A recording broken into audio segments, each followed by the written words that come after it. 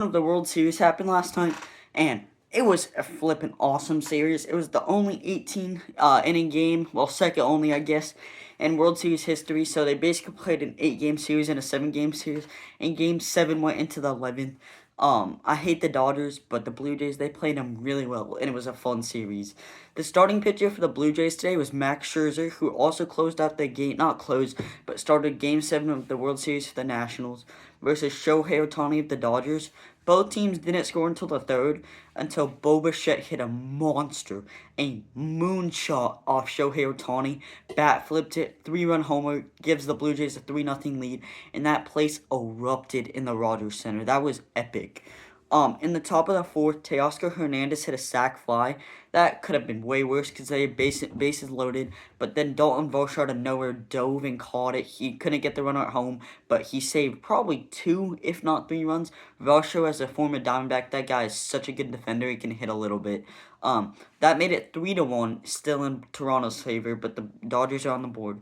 In the top of the sixth, Tommy Edman hit a sac fly to give the Dodgers a 3-2 not lead, but they're only down 1 now, so it's a little close.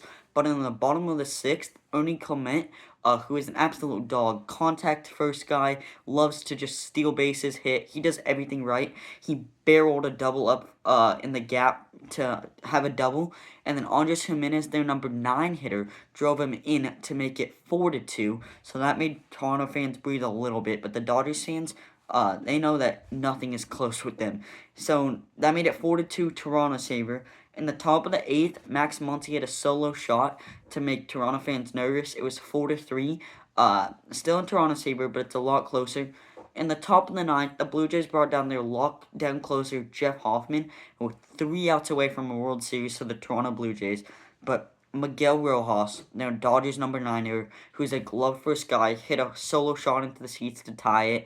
It was his first homer since September 19th, basically 2 months ago, which is, congrats to Rojas, I guess. That ball was kind of crushed, and that made me really mad because I hate the Dodgers. So that made it tied 4-4 going into extra innings. In the bottom of the ninth, Dalton Varsho had the bases loaded. The Blue Jays had the bases loaded, and Dalton Varsho absolutely roped the ball. Miguel Rojas again with the infield in makes an insane play, lost his balance, threw home. They got Isaiah Kiner-Falefa by a hairline fracture, if not an inch. It was so close, and people are saying he should have got a bigger lead, which I agree with, but that's kind of tough. So he was out at the plate, which kept it scoreless. And then the Blue Jays again couldn't score. But Ernie Clement in the bottom of the ninth, with the season on the line pretty much, he barreled up a ball deep outfield. Andy Pages and Kike Hernandez were running after it. Both those guys were not letting the ball drop, because if they did, they would have to live with the fact that they costed the Dodgers a World Series. And so they both go. Andy Pages elbows Kike in the face, holds onto the ball with the bases loaded. That would have ended it, but instead we're going into the 10th inning score at 4-4. But that ball was absolutely barreled. It was an insane catch by Pages to even get there, let alone catch it. Nothing happened in the 10th. No one really got anything going. But in the top of the 11th, Will Smith homered to make it 4-5 in LA's favor. So at this point, Blue Jays fans were stressing. But in the bottom of the 11th, the Blue Jays had Vladimir Guerrero Jr. barreled up a ball for a double, but the Blue Jays bunted him over. They could not get him home. Kirk grounded into a double play after a walk that ended it. So the Blue Jays lost the World Series to the Dodgers in 8 or 7 games. It was 7, but I like to count it as 8. The Dodgers are the first team to go back-to-back World Series since the Yankees from 1998 to 2000, but the Yankees did it 3 times in a row. Kershaw's officially retired. He went out with 2 World Series rings in a row. 3 if you count 2020, but that's a Mickey Mouse. Ernie Clement in this World Series set a postseason record with 30 hits in a single playoff. So wild card, DS, Division Series, World Series, throughout all those series, he had 30 combined hits, which is an MLB record. Now the really interesting thing is Yamamoto got World Series MVP, and that guy was ridiculous.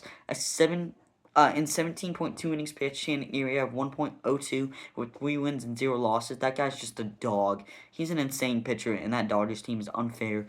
And now 6 times in a row, Will Smith has won the World Series. 6 seasons in a row. So the Diamondbacks' offseason plan needs to be just on a Will Smith. So Will Smith won it 6 times in a row, and before last year, it was 5 different teams. It's ridiculous. So MLB teams just need to find a Will Smith. But that's it for the World Series. I'm counting down the days till the World Baseball Classic. 123 I saw today. I already missed baseball, even though it was last night. Congrats to the Dodgers on a insane season. I hate you guys, but you guys are a darn good team. Thank you guys for watching. Comment down below who you think will win next year's World Series. Peace.